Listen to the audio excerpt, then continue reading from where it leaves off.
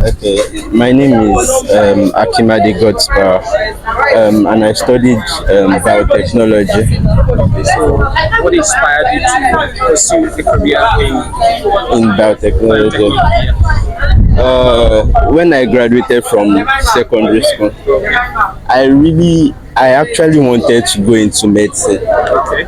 but I was not serious like through my secondary school era. So I failed my jam. Okay. I really failed the jam. So I never even thought I would get admission. So what happened was, so when I failed jam, the only option for me was to go to a private school. Okay. So I didn't know what I was.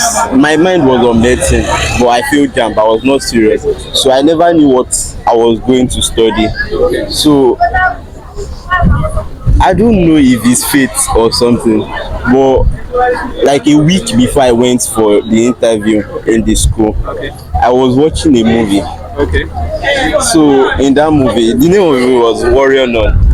So there was this laboratory woman from the movie that she deals with biotechnology and stuff like that. So hearing about like stuff like that from the movie fascinated me. Okay. So I actually went to Google and like what's about technology and stuff like that. I checked it out, but I was not going to study it. So when I got to the school for the interview, so they asked me what I wanted to go for. So they gave me a choice. They were like, okay, there's microbiology, there's chemistry, there's industrial chemistry, there's biochemistry, and there's biotechnology. So immediately I heard about technology, I was like, okay, this is what I'm going for. But I had to go back outside to tell my dad that, this is what I want to do. Then he was like, do I know what it is? I was like, I have an idea that I saw it. So he was like, okay, if that's what I wanted to do, that I should do it. Then that was how I got into the field. So that's Great. like Awesome. So, do you regret that decision? no, no. Great. That's fine. Okay. So what happened was when I got admission for biotechnology into school, even my dad did not believe that. Okay, my dad at one point after my like when I was in 300 level or something, my dad told me that he was just like, okay, this boy should just come out with like second class lower, this second class upper, that will just take that one like that. But what happened was when I entered, it was not like I was serious. I was still not serious. But then I met the right set of friends. That was like the first step that helped me, that really helped me. I met the right set of friends. So those people motivated me. So what really changed, what made me serious was not that I met them. I met them, but it helped. But what made me serious was when we had like the first set of tests from school, and then that was 100 level, and then the result came out. So it's not like secondary school and stuff that your result is private, so only you. They pasted like the results, and when I checked my name I failed, and when I checked those set of friends, all of them passed, and everybody, they were jubilating and stuff like that. That day I just had to think that, is this what I want for myself? Immediately I got to my hostel that day, it was physics. I carried my physics textbook and I started. Everybody were jubilating that, what happened. I did not answer anybody, I just started reading. So from there, that was when I started building myself. Okay, this guy wake me up in the night when you want to read. Okay, there is past question, let's go to library and go and check past question, all those stuff. So that was what built me up to like, that was what motivated me to do well in school. Listening to your story now, you failed forward. Is it? You failed forward. Now that's a book by John Maxwell, Failing Forward. Okay. You know, like your failure propelled you forward, Yeah. not backwards. Yeah. Now, looking back now, can you point out any particular thing that you felt really prepared you for that moment?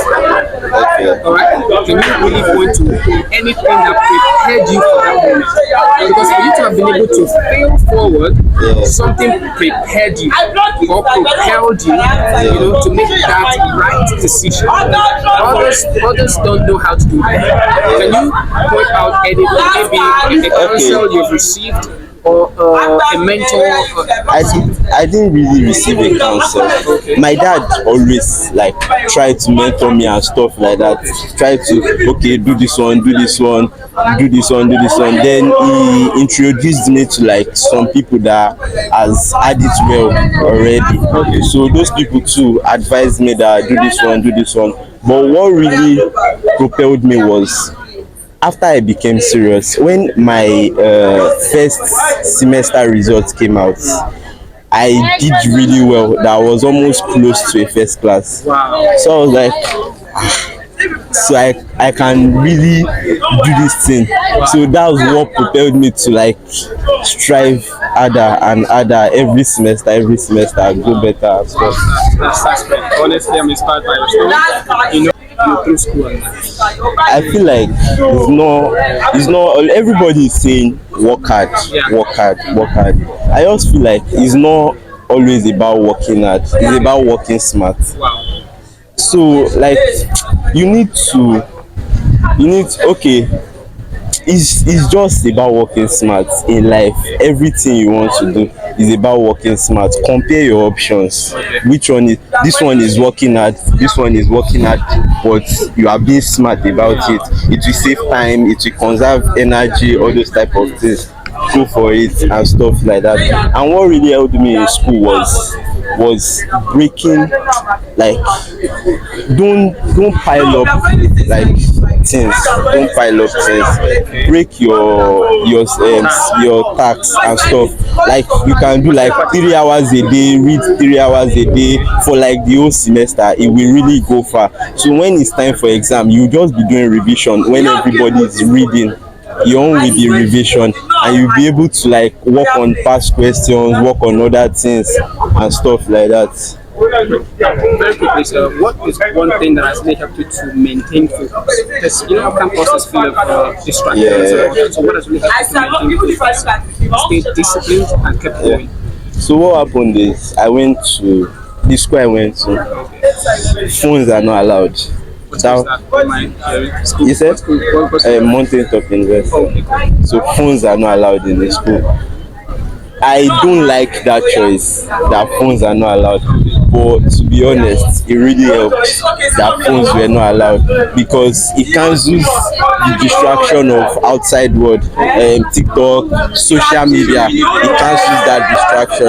You still have social media, you can use your laptop and stuff, but it's limited. It's not like having a phone, a mobile phone. So that was like the first thing that actually helped. Then the other thing that made me maintain focus was the fact that I had LD competition. So you don't want this person to pass you, this person to, and all those stuff. And then the last thing that actually made me maintain focus was the fact that in my school, in every school actually, but at like the convocation day, there used to be some awards that they used to give to students that were serious.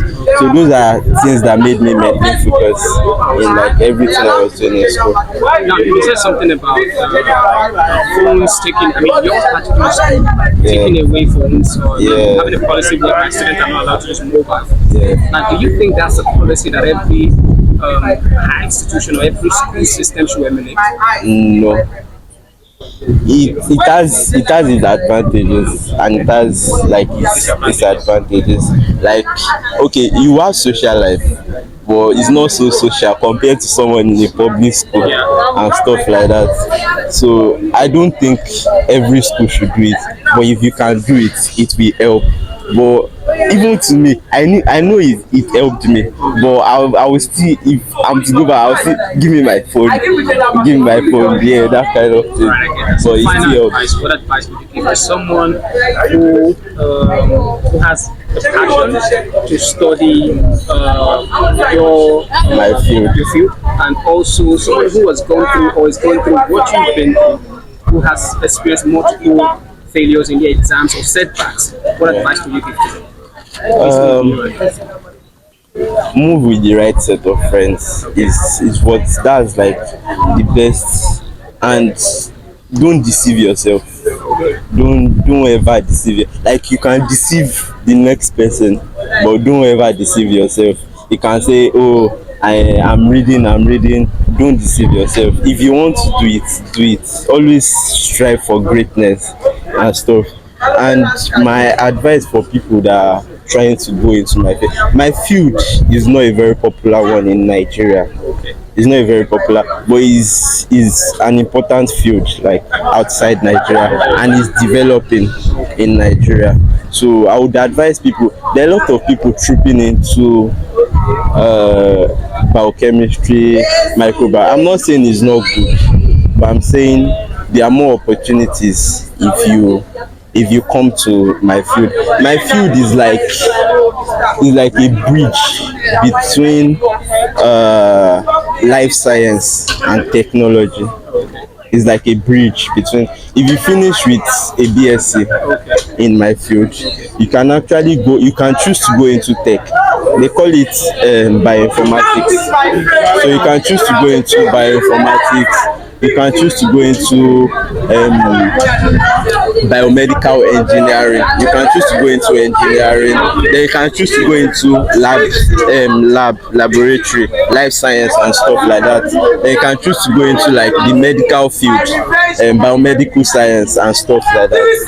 So Someone who is currently listening now and is in their secondary level in secondary school. So, what are the area or interest in terms of studies now? Should they majorly build their strengths around? Okay. Biology majorly. Okay. Biology, mathematics, chemistry, biology, maths, chemistry, and English generally for everybody. But mostly biology, maths, chemistry, and you should also a little bit of physics. You should also be sound. It's not like you should be a guru in physics, but you should be sound in physics and stuff.